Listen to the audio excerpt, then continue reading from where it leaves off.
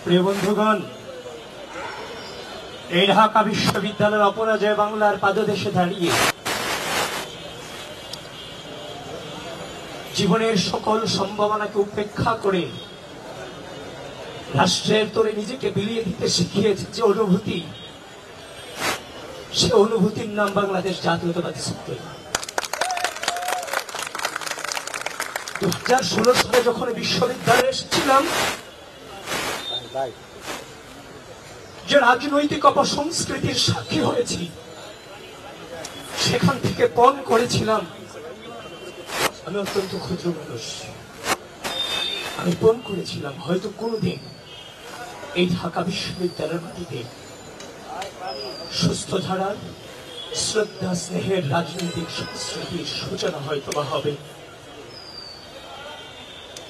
আমি আপনাদের সকলকে বলছি, এই পথকে বেছে নিতে গিয়ে আমার নিজের পরিবারের সাথেও আমার 1 বছরের কোনো সম্পর্ক ছিল না।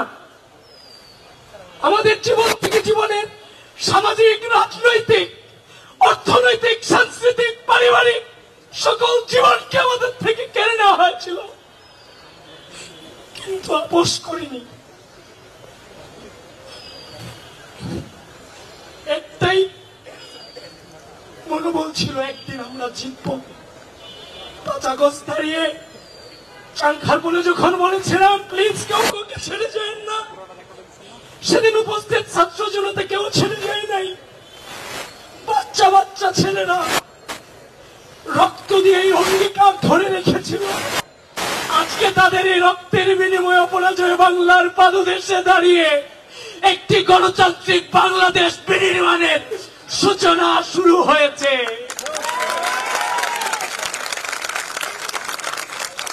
বন্ধুগণ,